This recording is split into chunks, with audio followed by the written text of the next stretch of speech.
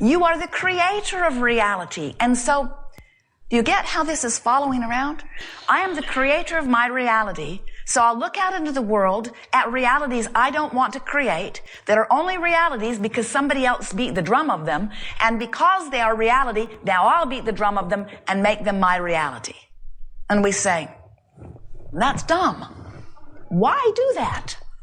Why not look out into the database of creation and selectively sift the realities that you want to replicate and beat those drums? Your answer is, we do it because it's reality. We do it because somebody else did it. If we were standing in your physical shoes, we would not let the reality of something be our basis for attention. We would let the feeling, vibration of it be our basis.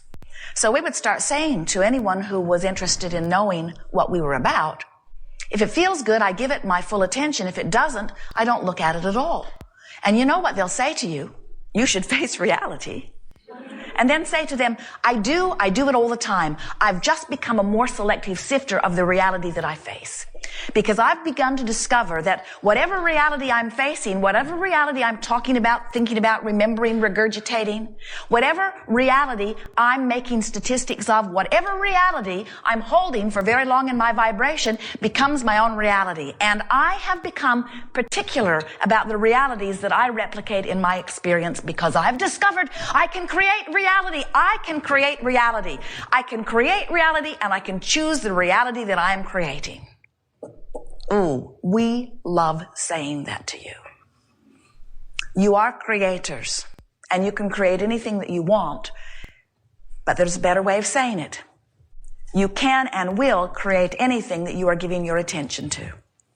So you were born with this magnificent barometer, this guidance system, this emotional center that lets you know how you're doing right now. And right now is all that matters because right now is the drum you're beating. Right now is the vibration that you're emanating. Right now is setting up your now and future experiences. And so it doesn't matter what you have created before. It doesn't matter what you have thought about before. It doesn't matter where you've been before. All that matters right now is your relationship between what you now want in your wisdom with all of this experience that you've gathered and what you are thinking about in relationship to it.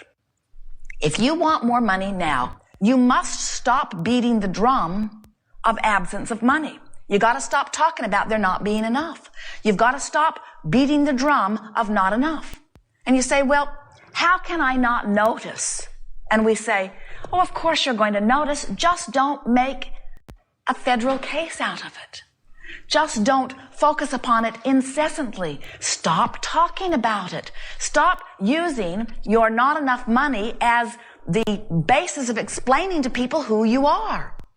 So many who want more money walk down the street and everyone they meet, they say, I don't have enough money. They'll look in a shop window and they'll complain that it costs too much. Or they will see someone who is spending money freely and they will criticize them as if there is something wrong. You've got to stop feeling bad about money if you want more money to come. Is there anyone here who would like an improved physical condition? Then you've got to stop focusing upon the physical condition that is bothering you. You've got to stop saying, I don't feel good. You've got to stop beating the drum of what you do not want. And now, we're going to free you from all of that by explaining to you why you beat the drum of what you do not want. It's very simple. You know from the very core of your being that you're supposed to feel good. And when you don't feel good, you know something is really, really wrong. And then you set out to explain why you don't feel good. Because you know not feeling good, not feeling happy about money, not feeling good about your body, not feeling good about your relationship, not feeling good about your job, not feeling good about your work environment. You know that it is wrong. You know that you're supposed to feel good. And when you don't, you feel like you need to explain to someone why it is. So you keep explaining that if it were not for this, that you would feel better. Not realizing that if it were not for talking about, if it were not for this, it would not be a vibrational player in your experience. Now, even though we know, and even though you know that we know, that talking about what is often doesn't serve you, especially if when you talk about what is, it doesn't feel good. We all know that you can't all of a sudden stop the patterns that you've developed. And we want to say to you, that's okay too. In other words, we see so often something isn't going the way you want it to go. And that makes you feel bad. And then you feel bad about feeling bad. And then you feel really bad about having felt so bad about feeling bad. And then you really feel bad about having felt bad because you know you're supposed to feel good. And then you talk to your friends about how bad you feel about not feeling better. So make a new decision today that you're going to make the best of wherever you are. And pat yourself on the back and say to yourself that the best that you can make of it is good enough and nobody else knows.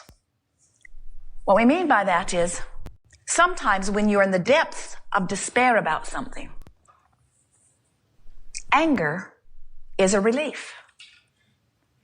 But somebody who has not been in the depths of despair and who is rarely angry, you know, one of those bright-eyed, bushy-tailed, annoying people, who sees you in your anger may very well say to you, your anger is misplaced, you should get over it.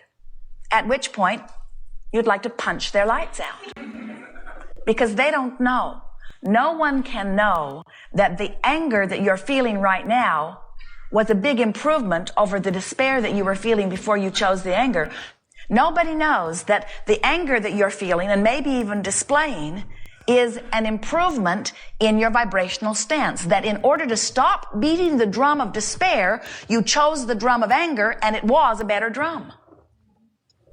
Now, we're not encouraging you to stay stuck in anger. We're encouraging you to take the bridge from depression that anger gives you, but then keep saying the same thing. I'm going to still keep trying to find a better feeling. I'm going to still try to make the best of this.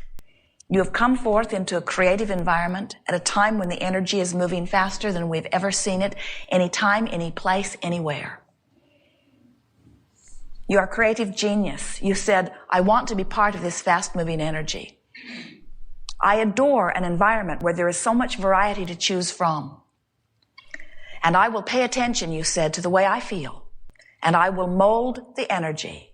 I will mold my thoughts. I will pick and choose by trial and error. I will feel my way into alignment with who I am. And after I am aligned, I will flow that energy toward what I choose. And Source will assist me in all ways. There is so much resource assisting you. You are very much not alone. You are the focal point of the energy that creates worlds. And all that energy and all that source adores you and will give you evidence in every moment of every day, if you will allow it, to help you to know the perfection that we know you are. Jerry and Esther have recently been working on taking the Sarah book, and Jerry read it into a recorder many times, and then they edit it into the CDs and cassettes that they are making available to you.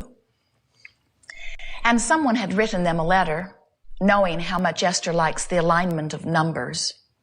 She sees it as evidence of her well-being. When she looks at the odometer and sees 11111, she loves that she has been inspired to look just at that moment. So they're listening to the recording, driving down the freeway. And Sarah has just awakened in the story, and she has looked at her digital clock, which reads 111. She doesn't know why she's awake, but she enjoys the coincidence of seeing 111, and she goes back to sleep. And in a few more moments, she wakes up and sees 222 on the clock. And then she goes back to sleep and wakes up again and sees 333 on the clock. Now this gets her attention.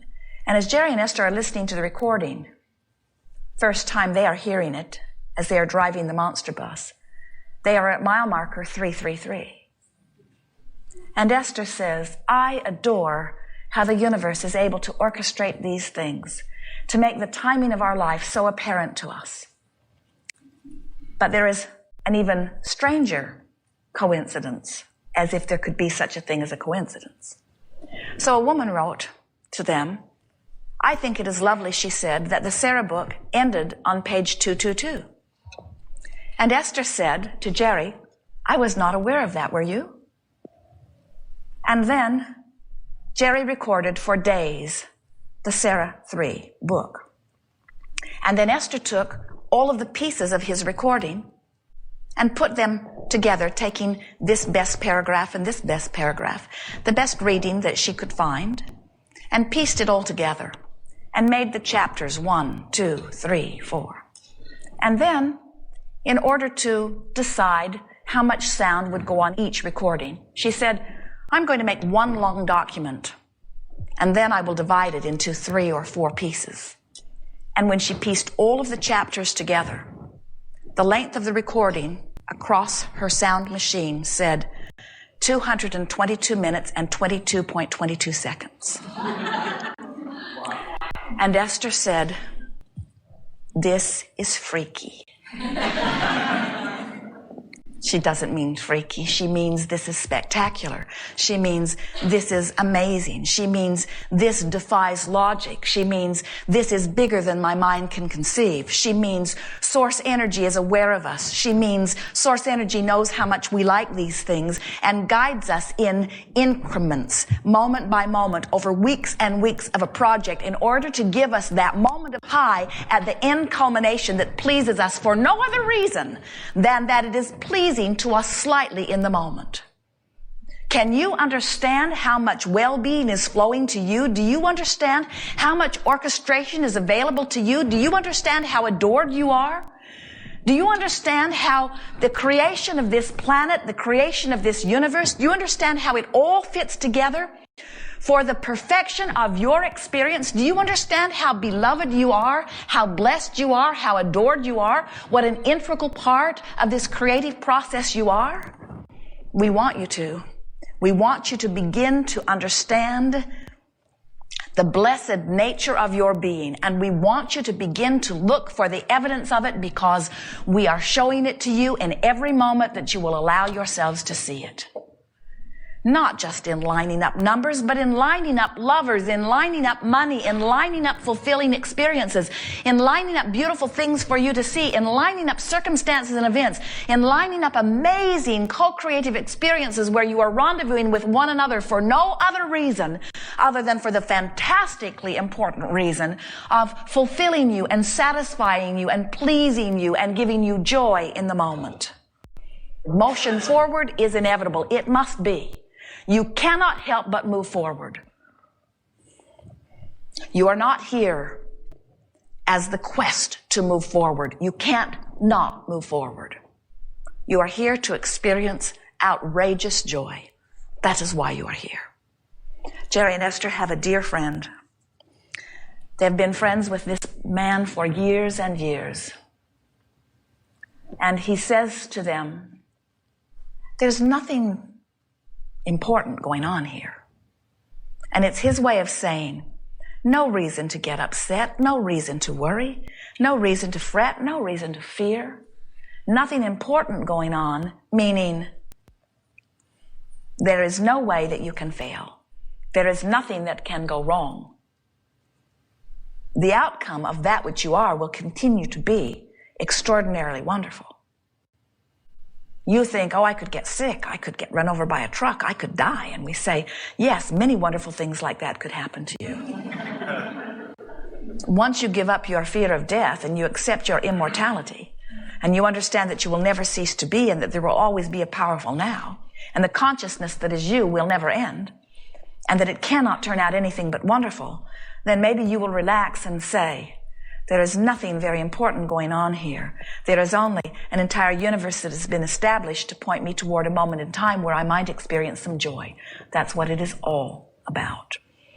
And when you get joy-oriented, when joy becomes your quest, everything else falls into alignment. But just don't beat up on yourself if you are not right now, this red-hot minute, in outrageous joy.